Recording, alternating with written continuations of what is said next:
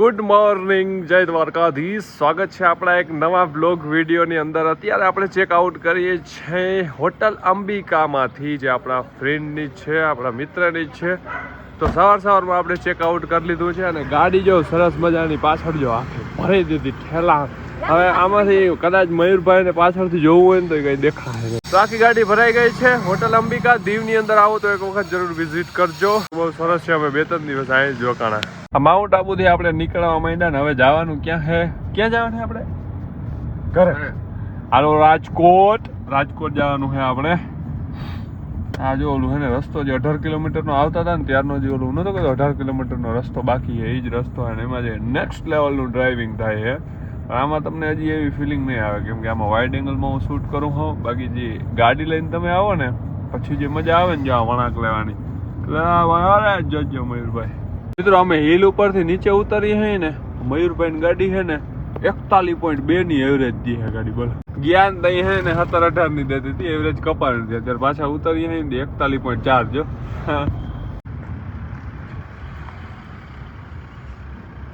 આપણે ભાઈ પાલનપુર વાળો રસ્તો લીધો છે અને વચમાં જો આવા 2 ટ્રક જે રહે છે, જે આખો રસ્તો રોકીને જઈ રહ્યા છે. મયુરભાઈ આપણી ગાડી નીકળી જાય કાઢો.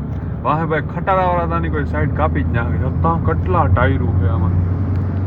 તમને ખબર હોય તો નીચે કમેન્ટ કરીને કહેજો આને શું કહેવાય, આ શું છે ભાઈ. જતા ટાયરો જો ખાલી કેટલા.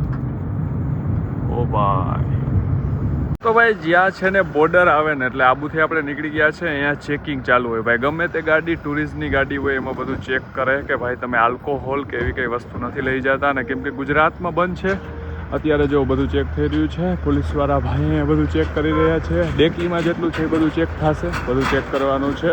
પછી આપણે અહીંથી સીધા જવાના છે પાલનપુર. વિડીયો બનાવ્યો હતો ને એમાં ભાઈ આ ભાઈને પ્રોબ્લેમ થાય. પોલીસવાળા ભાઈ કે વિડીયો તમે ન બનાવી શકો. હવે ભાઈ કયા કારણથી આપણે વિડીયો ના બનાવી શકીએ? એની આખો વિડીયો મારો મેં ઉતાર્યો ને શૂટ કર્યો ને ચેક કર્યો. એ કે ભાઈ જોવા દો તો હું વિડીયો તમે બનાવો, તમે બોર્ડર ઉપર વિડીયો ના બનાવી શકો. શા માટે વિડીયો બોર્ડર ઉપર ના બનાવી શકીએ? એનું કંઈ રીઝન કે કંઈ એવું? ભાઈ આપણે તો એવા કંઈ આઈડિયા નથી. ગમે ત્યાં આપણે વિડીયો તો શૂટ કરી શકીએ. પછી એની આખો વિડીયો ચેક કર્યો, પછી વિડીયો ચેક કરીને કે હા કંઈ વાંધો નહીં, નોર્મલ વિડીયો. અમે સવારમાં સાંજે નાસ્તો દાબડતા હોય, ફૂલ નાસ્તો દાબડતા, એમ ગાડીને ભાઈ નાસ્તો કરવો પડે. મયુરભાઈ જો કિયાનું શોરૂમ હોય, તમારે ગાડી એક્સચેન્જ કરવી હોય કે ઓલી કિયા કાર્નિવલ લેવી હોય તો કયો હજી પછી ના કેજો, વયું જાય પછી. પાલનપુરમાં પહોંચ્યા છે, કિયાનો શોરૂમ સીધો સામે આવ્યો એટલે આપણે મયુરભાઈને જાણ કરી કાંઈ શોરૂમ છે જો તમારે એક્સચેન્જ કરવી હોય, બીજી લેવી હોય, અહીં પૈસા નહીં દેવા પડે, અહીંયા આપણું એટલું હાલે. પણ એ ક્યાં નથી કરવું તો મેં રહેવા દો. હાલો તો નીકળી જાય પાલનપુરથી આપણે. ભાઈ તો આપણે પહોંચી ગયા છે ઊંઝા, અને ઉમિયા માતાજીનું મંદિર છે ઊંઝાની અંદર. બહુ મસ્ત મંદિર છે અને અહીંયાની પ્રસાદી પણ ભાઈ બહુ મસ્ત અને સ્વાદિષ્ટ હોય છે. તો એક વખત ઊંઝા આવો તો જરૂર ઉમિયા માતાજીના મંદિરે દર્શન કરવા જરૂર આવજો. હમણાં તમને હું ઉમિયા માતાજીનું મંદિર દેખાડું.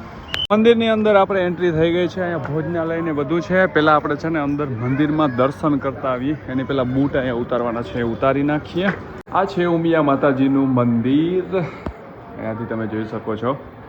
ફાઇનલી આપણે દર્શન કરવા માટે તો અહીંયા પહોંચી ગયા છે. તડકો બહુ વધારે છે ભાઈ, અને માઉન્ટ આબુથી આપણે પાછા આવીને એટલે અહીંયા બહુ વધારે તડકો લાગે. બોલો ભાઈ, જય ઉમિયા માતાજી. મોબાઈલનો ઉપયોગ કરવાનો મનાય છે તો પણ આપણે જરાક અહીંયા ઉમિયા માતાજીના દર્શન તો કરાવવા પડે ને મિત્રો તમને. એસી હોલની અંદર આપણે જમવા જઈએ છીએ. મયુરભાઈ ટોકન લઈ લીધું એમ? મયુરભાઈ 60 રૂપિયામાં. અહીંયા ભાઈ 60 રૂપિયામાં સરસ મજાનું જમવાનું મળે છે. આપણે હમણાં લઈએ. થાળી લેવાની, ચમચી લેવાની અને વાટકો લેવાનો. 60 રૂપિયાની અંદર ભાઈ તમને આવું સરસ મજાનું જમવાનું આપે છે. જોકે હજી એક જો 2 સબ્જી છે, પણ આપણે ખાલી એક જ સબ્જી લીધી. બાકી ભાત બહુ મસ્તીની જમવાનું મળે છે.